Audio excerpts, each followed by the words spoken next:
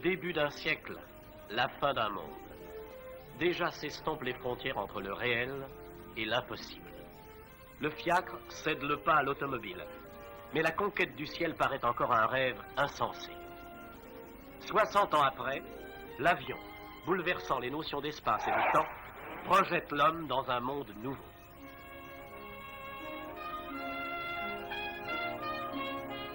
Dès 1783, Pilâtre de Rosiers quittait le sol à bord d'un ballon construit par les frères Montgolfier.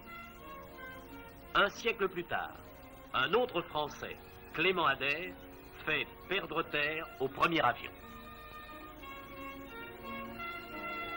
En Allemagne, Otto Lilienthal réussit des vols planés de plus de 300 mètres. Il se tuera en essayant un nouvel engin. Le 17 décembre 1903, sur une plage de Caroline du Nord, les frères Wright lancent leur appareil équipé d'un moteur de 12 chevaux. Favorisés par un vent violent, ils exécutent tour à tour 4 vols. Le plus long dure 59 secondes.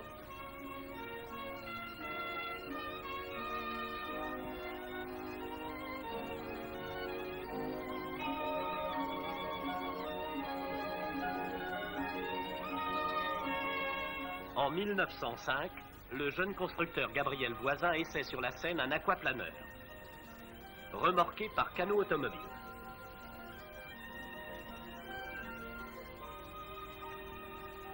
Ces vols connaissent des fortunes diverses.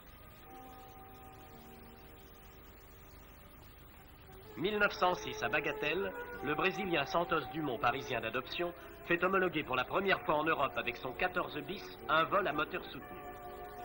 Il fera mieux encore avec sa demoiselle. 100 kg, pilote compris.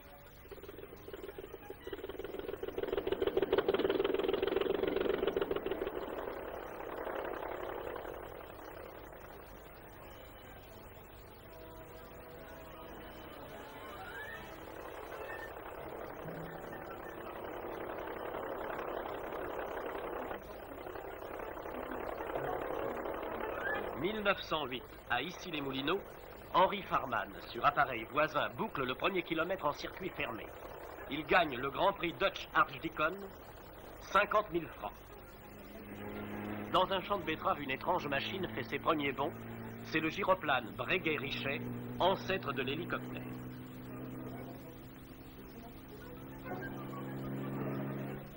« 1909, la grande année.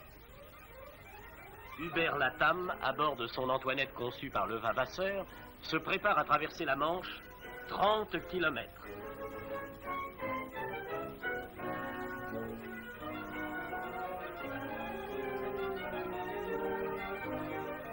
Le monoplan s'élance au-dessus des flots. On l'en retirera bientôt et dans quel état? Panne de moteur, Latham est indemne, il recommencera.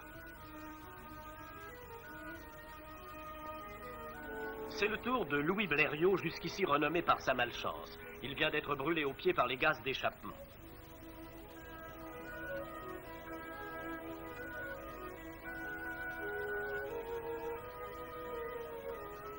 En cette aube du 25 juillet, son Blériot à moteur en Zani de 25 chevaux décolle dans la brume.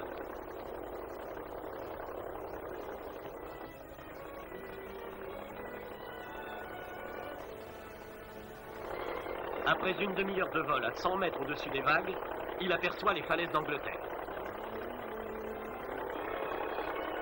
Il se pose en cassant un peu de bois.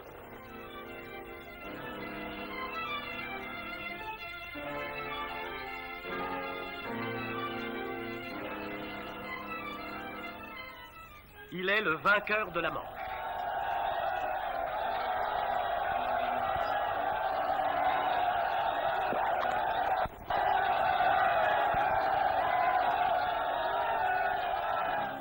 Un mois plus tard, le président Fallières inaugure la grande semaine de Reims. Le premier meeting international, 1 million de spectateurs.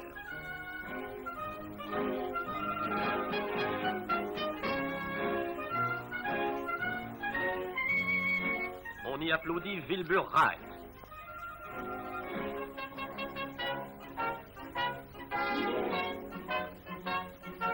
Delagrange, Hainaut-Pelletry, Farman,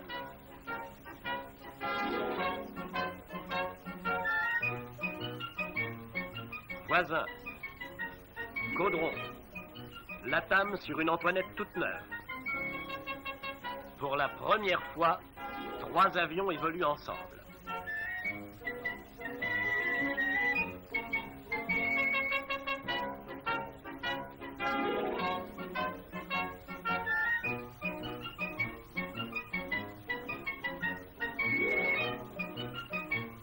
La visière sur la nuque, Lefebvre. Dans quelques semaines, il sera le premier pilote d'avion tué en vol. Louis Breguet, par contre, sort indemne d'un accident spectaculaire.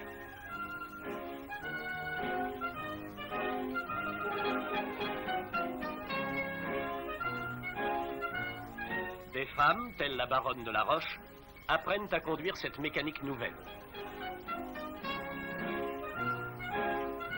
À côté du pilote, à peine moins courageux que lui, apparaît le passager. Henri Farman donne les premiers baptêmes de l'air.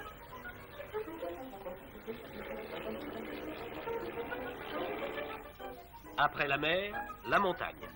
Le Péruvien Géo Chavez franchit les Alpes.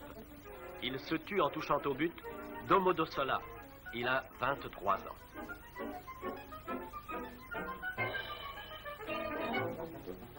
Les grands journaux organisent des courses aériennes. Louis Paulan remporte Londres-Manchester, patronné par le Daily Mail.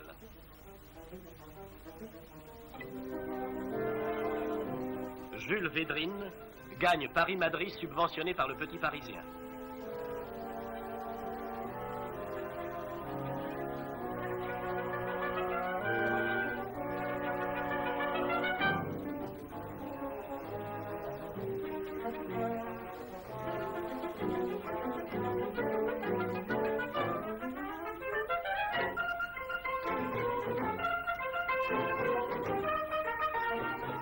« 1913, la Méditerranée se rend à Roland-Garros. C'est aussi sur Morane-Saulnier que Bras-de-Jonc des Moulinets entreprend sa tournée des capitales nord-européennes. Elle le mènera jusqu'à Saint-Pétersbourg. Adolphe Pégoud invente la voltige. Il réalise au-dessus de Buc le premier looping.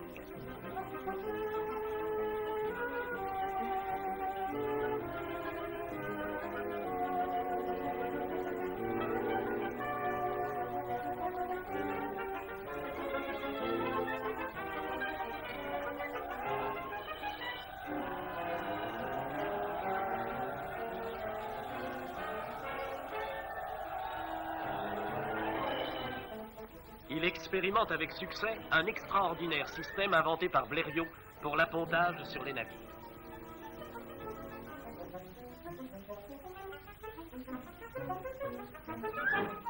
Étape décisive, l'avion inspire confiance.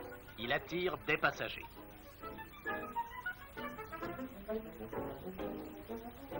L'Albessar est l'ancêtre des longs courriers.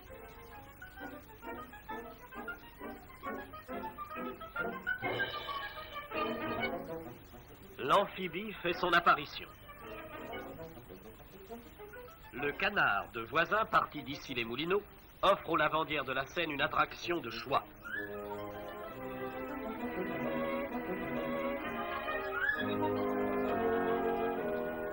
Chaque année, à Monaco, des hydravions de tout pays s'affrontent.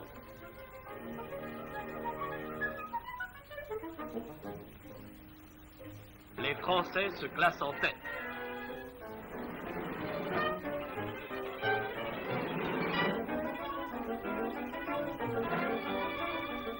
Le croirait-on, l'aviation n'a que 10 ans.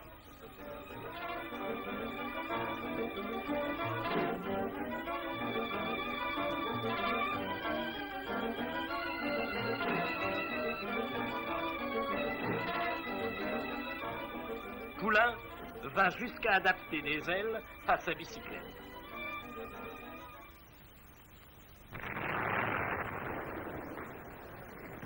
« 1914.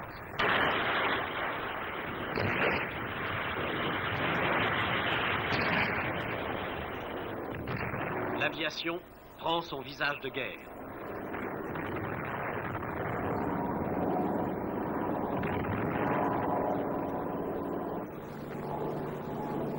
Les caudrons G3 et G4, Spad, Nieuport, Goliath Farman affrontent en tournoi les Tauves, Albatros, Gotha, Zeppelin.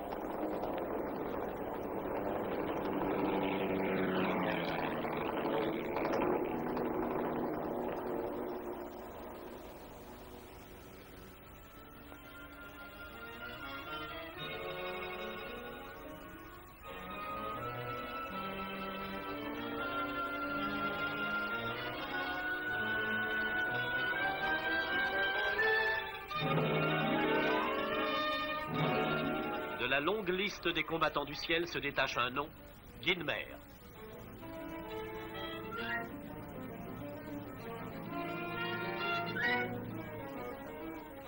Enfin, c'est l'armistice. Mais l'aviation n'est pas du défilé. Godefroy proteste à sa manière. Cet exploit lui vaudra de sévères sanctions. Pourtant, l'atterrissage acrobatique de Védrine sur les toits des Galeries Lafayette lui rapporte une forte prime.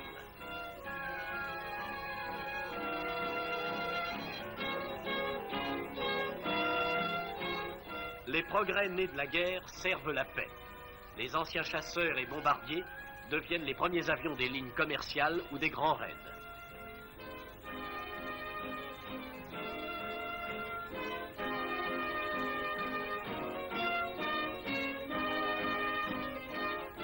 Dès 1919, le Goliath Farman assure Paris-Londres et Paris-Bruxelles.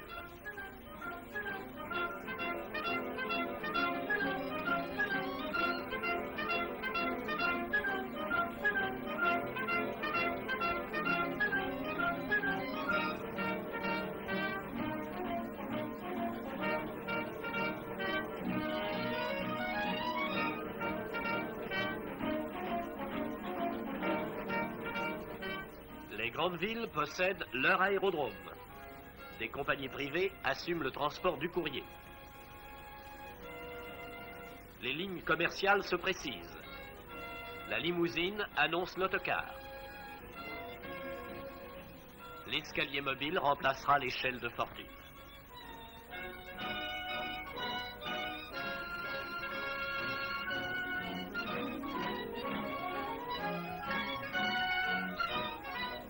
Monsieur Laurent Hénac créera le ministère de l'Air.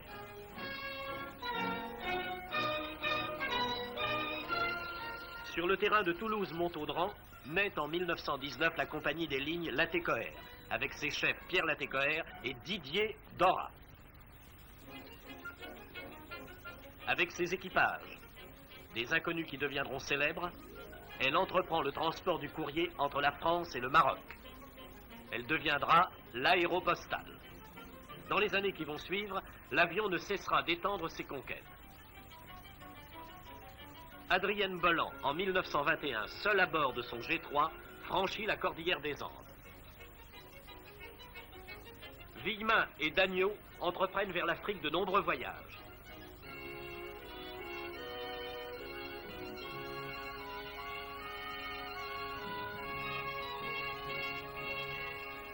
Il précède le raid de Lemaître et Arrachard qui, en 1925, joignent d'un seul coup d'aile étente à Villa Cisneros.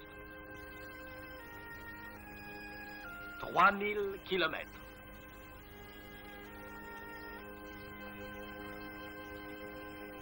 Les Belges relient par étapes Bruxelles à Léopoldville.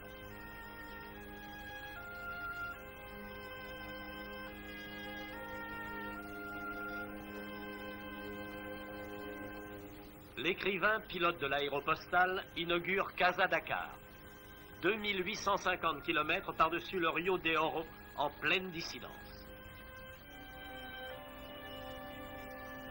Sur l'éclatante blancheur de ce territoire insoumis, des péripéties dramatiques. La captivité de Rennes, de Serres et Mermoz. Le massacre de Gourp, d'Érable et de Pintado. Seules oasis de sécurité, les escales d'Agadir, Villa Cisneros, prise dans le Sahara comme dans une gangue, et Cap-Juby ou Saint-Exupéry, entre un dépannage et un sauvetage, écrit la vie, la pensée, la poésie de l'homme de l'air. Toujours plus loin, le Suisse Mittelhauser survole les neiges du Kilimandjaro et se pose au Cap.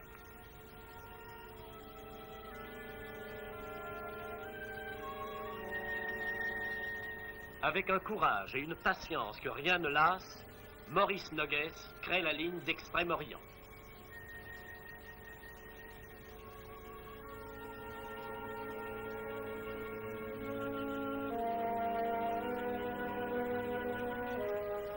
« 1924, Pelletier-Doisy, le populaire Pivolo, relie Paris à Tokyo.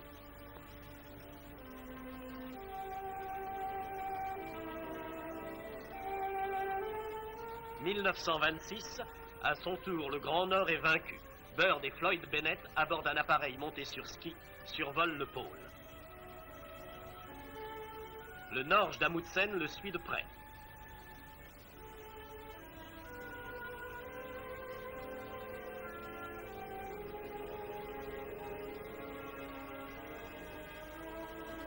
Deux ans plus tard, sur cette même route du pôle, Amundsen, parti sur le Latam 47 au secours de Nobilé et du dirigeable italien en détresse sur la banquise, trouvera une fin glorieuse avec Guilbeault et ses compagnons. Jamais plus on ne saura rien d'eux. En 1927, un hydravion se pose sur le Tibre. Il se nomme, comme la caravelle de Christophe Colomb, Santa Maria. Sous les ordres du général de Pinedo, il a fait par étapes le tour des deux Atlantiques.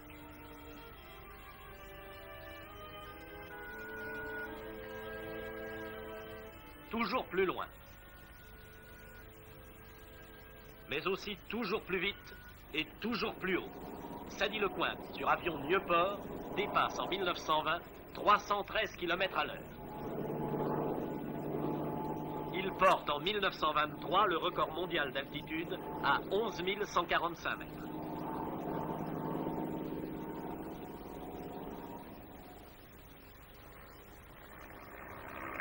Un peu plus tard, une jeune femme, après plus de 26 heures de lutte, s'adjuge le record international féminin de durée.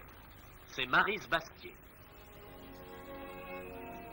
Les progrès des voilures tournantes sont moins rapides. En 1924, le record de distance de Pescara est de 738 mètres. Cependant, l'ingénieur espagnol de la Cierva défend brillamment la formule de l'autogire.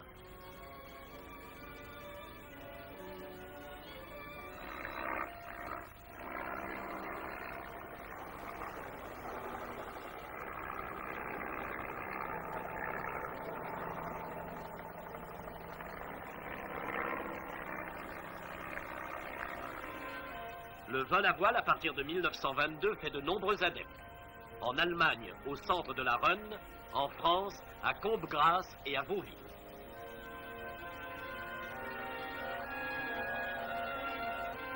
Le 8 mai 1927, 18 ans après la traversée de la Manche, Ningès et Récolly vont tenter l'Atlantique.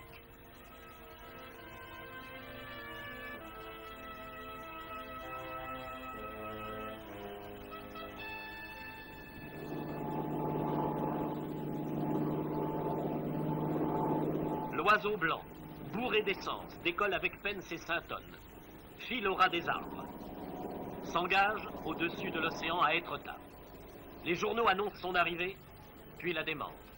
Nul ne saura jamais comment a sombré l'oiseau blanc. 12 jours plus tard, près de New York, un jeune pilote tente l'aventure d'ouest en est avec l'appui des vents dominants, mais seul à bord.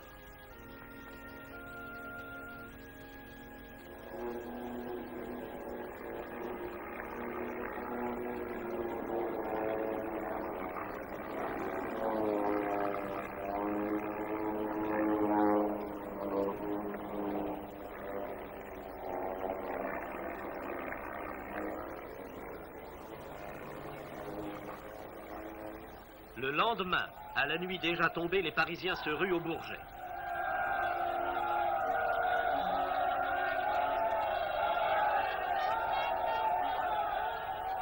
À 22 heures, le Spirit of Saint-Louis se pose sur la piste balisée.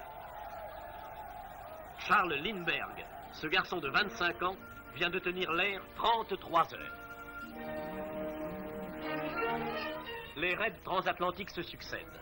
En 1929, 3 Français, Asselan, Lefebvre et Lottie, s'envolent d'Amérique à bord de l'Oiseau Canari. À leur arrivée en Europe, ils sont 4 à descendre de l'appareil. Un jeune Américain s'était dissimulé dans la queue.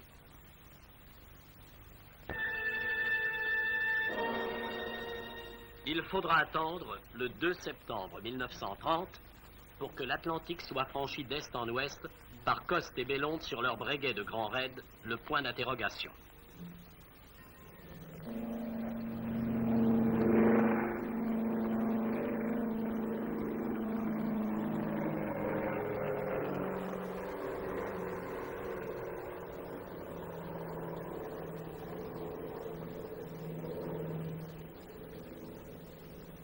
Comme Ningesser et Colly 3 ans plus tôt, ils se dirigent vers la côte, s'engagent au-dessus de l'océan. Durant les 37 heures de leur traversée, ils gardent le contact radio.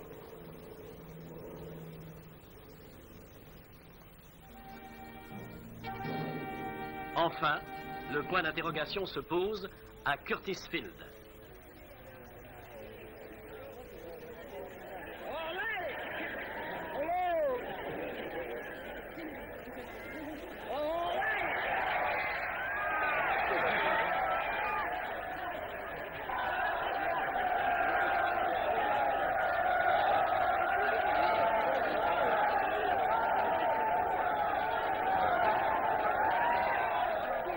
New York rend dignement à Coste et à Bellonde l'accueil que Paris avait fait à Lindbergh. 1931. Un étrange personnage échappé de l'œuvre de Jules Verne, le professeur Picard met la stratosphère à la mode. À bord d'un ballon de sa conception, il s'élève à 15 780 mètres.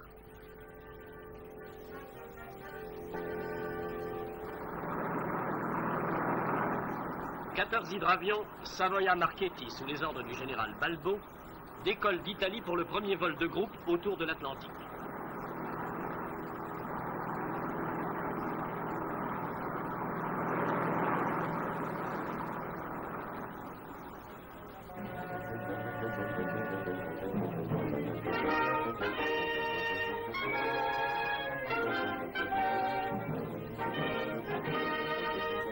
À son tour, le général Vuillemin, parti d'Istres avec l'escadrille des Cocottes, 30 Potez 25, fait le tour de la France africaine.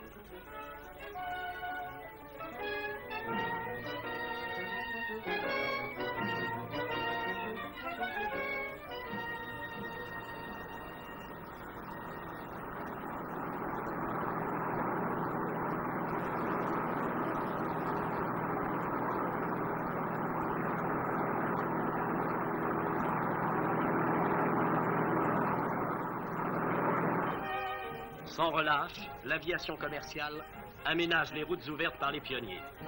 La poste aérienne se normalise.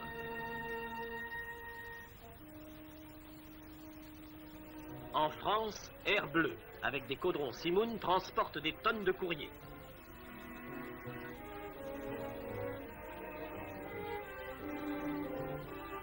Dès 1928, le commandant Demougeot, à bord d'un hydravion Lioré-Olivier, se fait catapulter du pont de l'Île-de-France, à 750 km des côtes américaines. 20 heures de gain pour le courrier Paris-New York. C'est l'âge d'or de l'aéropostale. Elle conquiert la cordillère des Andes, en reliant Natal, Rio, Buenos Aires à Santiago du Chili.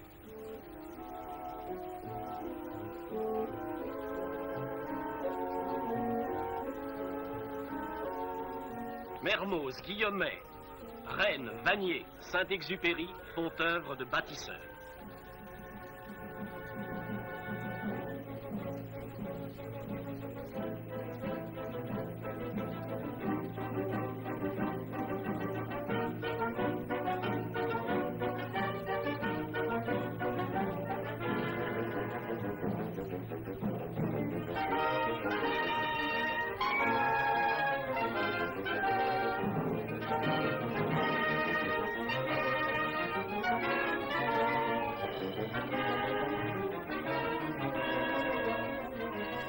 L'impossible devient courant.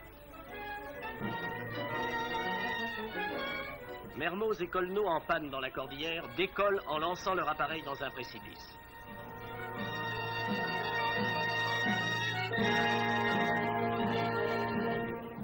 Guillaumet, contraint d'atterrir en haute montagne, regagne à pied la vie civilisée après des jours de souffrance. Ce que j'ai fait, aucune bête ne l'aurait fait, dira-t-il. Et la ligne continue.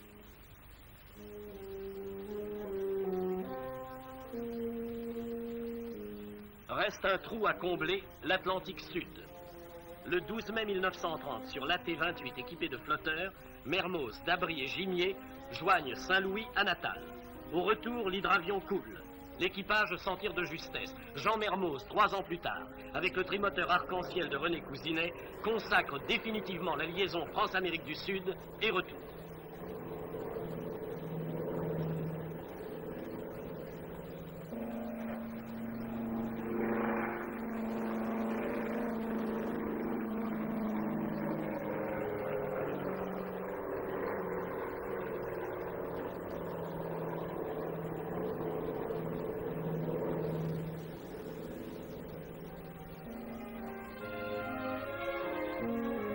Ces exploits enthousiasment les foules sud-américaines et valent à la France le monopole tant convoité de la poste aérienne.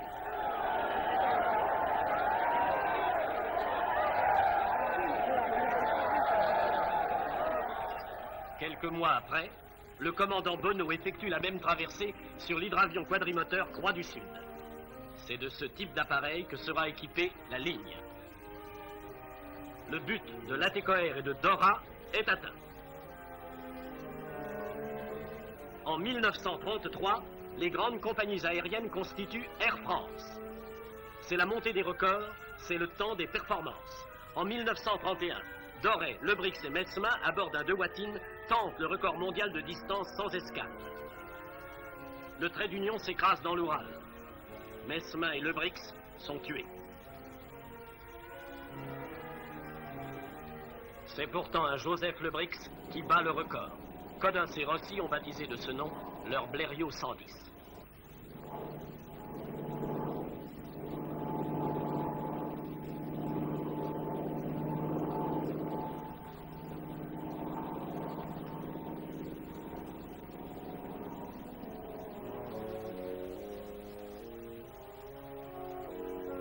En 1933, à Étampes, Détré gagne la Coupe Dodge de la Meurthe à 322 km à l'heure.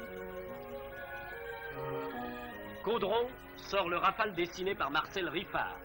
Pour maîtriser ce bolide, Delmotte propose son élève Hélène Boucher.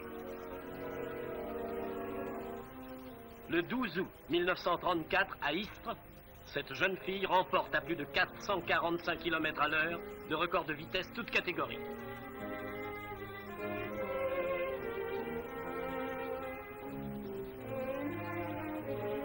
Trois mois après, elle se tuera à l'entraînement.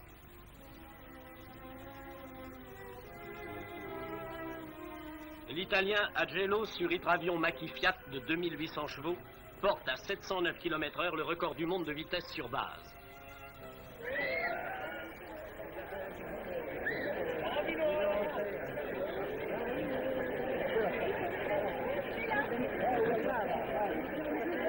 De plus en plus, les prouesses de l'aviation séduisent les femmes.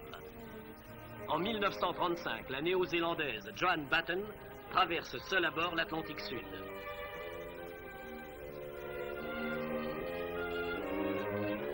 Bientôt, Maryse Bastier renouvelle cet exploit.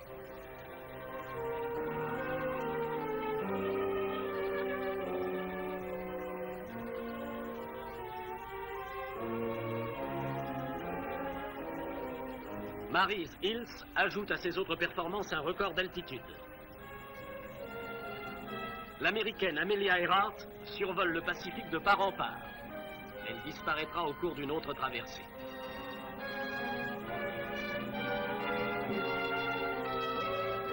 Amy Johnson, femme du pilote anglais Jim Mollison, vole de Londres au Cap en 4 jours.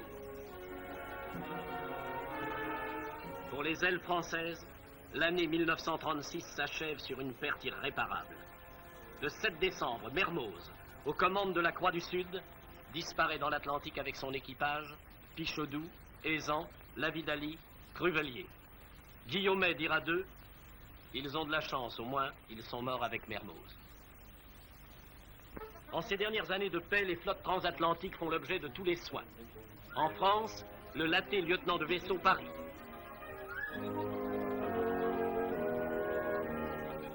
En Allemagne, le dirigeable Hindenburg. Après de nombreuses traversées, le géant explose à New York à son amarrage. Le monde est encore trop grand. Il faut en 1937 7 jours 3 quarts à Willy Post pour en faire le tour. Quelques mois après, moins de 4 jours suffisent à Howard Hughes.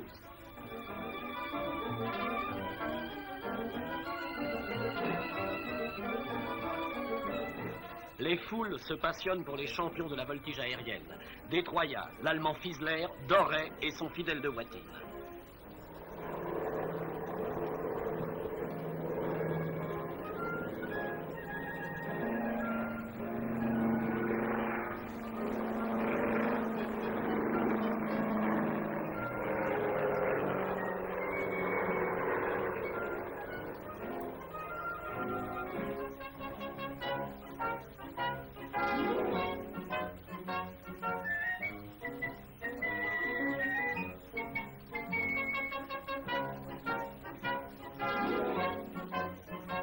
Loin du grondement des moteurs, Doré survole en planeur les pentes pyrénéennes.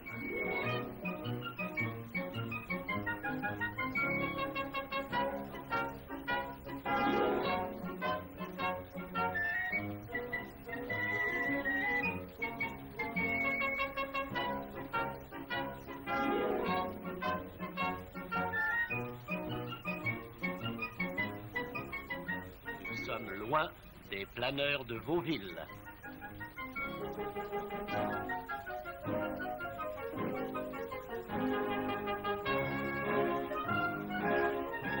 La question de l'automobile volante se pose un peu partout. Lamotte la résout à sa façon.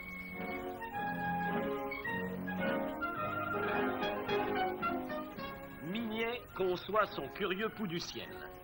Il ne coûte que 10 500 francs et connaît la vogue pendant 2 ans.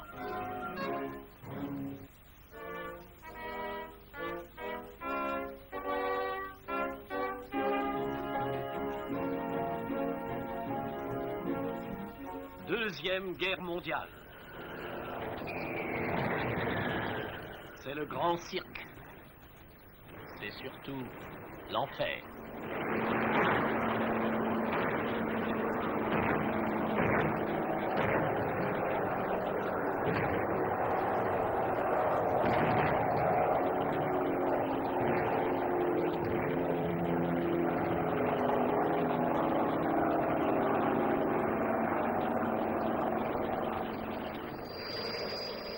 Les Allemands essayent sur l'Angleterre les V1 qui annoncent l'aviation à réaction.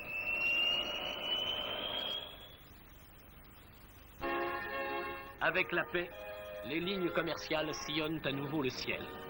Reconstruits, agrandis, équipés par les merveilles de la technique, les aérodromes connaissent une activité chaque jour accrue. Les transports aériens sont devenus une formidable industrie.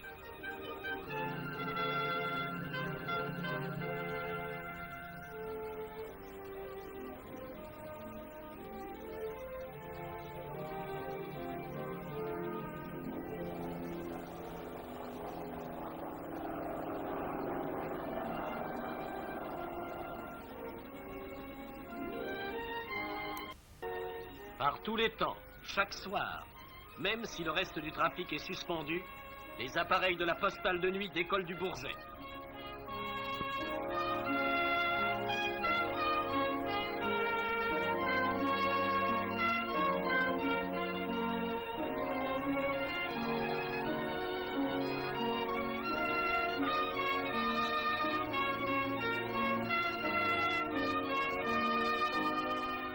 lendemain matin, le courrier sera distribué dans toutes les grandes villes de France.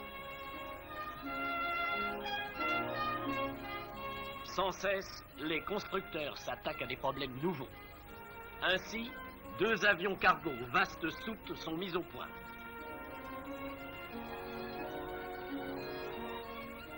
Le Nord Atlas, le Breguet de Pau.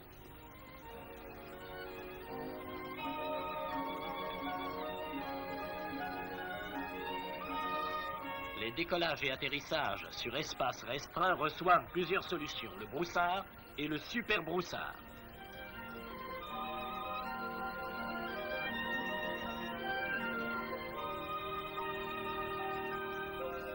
Les Breguet 940 et 941.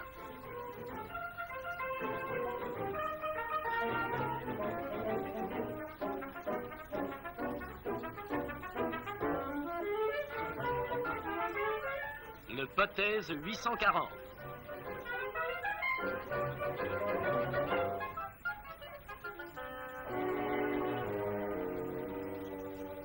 Le Hurel du Bois illustre la formule de l'aile à grand allongement.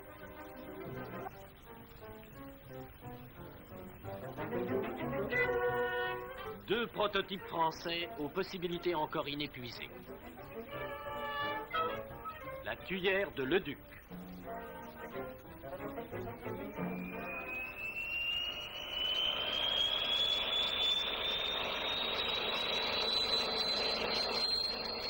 L'attarde volant qui permet le décollage à la verticale. Les hélicoptères ne se soucient pas de la piste. De l'héliport de Paris installé sur le petit terrain d'Issy-les-Moulineaux, s'envolent pour Bruxelles les Sikorsky de la Sabena.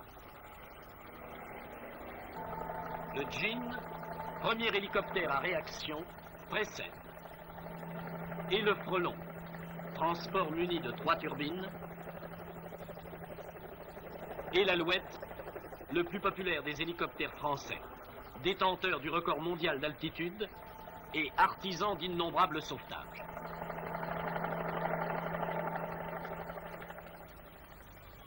L'aviation privée fait de nombreux adeptes, parfois propriétaires de leurs machines, le plus souvent membres d'aéroclubs.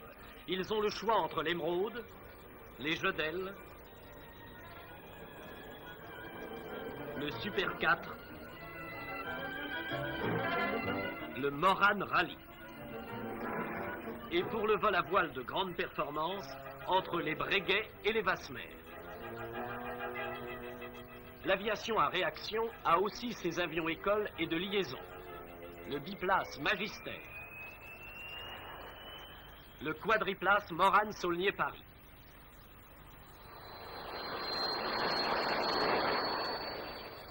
Parmi les avions de combat, après la longue carrière des mystères,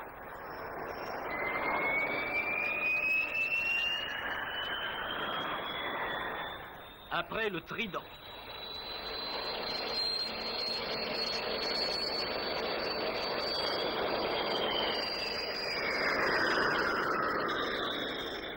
apparaissent l'étendard destiné au porte-avions.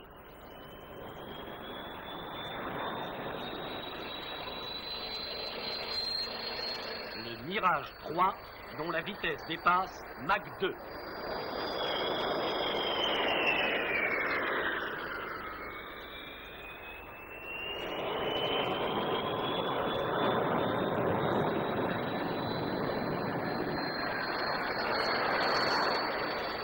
L'aviation commerciale, à son tour, adopte le réacteur.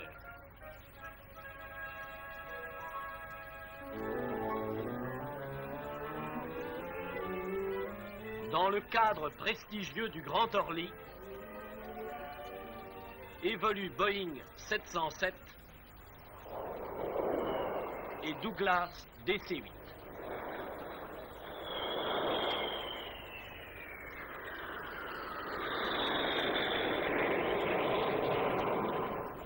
Pour les accueillir, des aérodromes nouveaux, comme celui de Papeete à Tahiti, surgissent sous toutes les latitudes.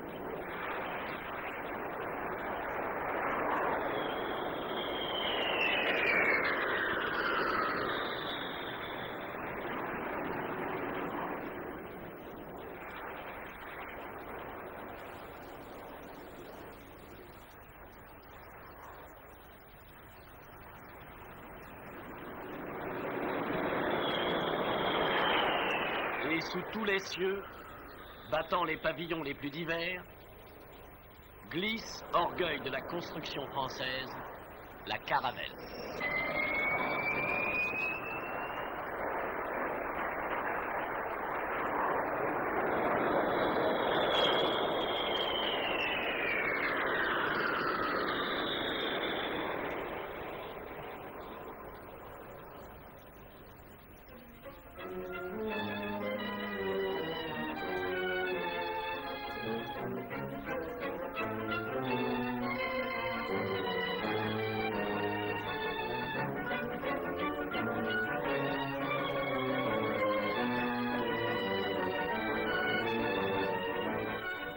Depuis 60 ans, aujourd'hui comme hier, l'avion garde le cap sur l'avenir.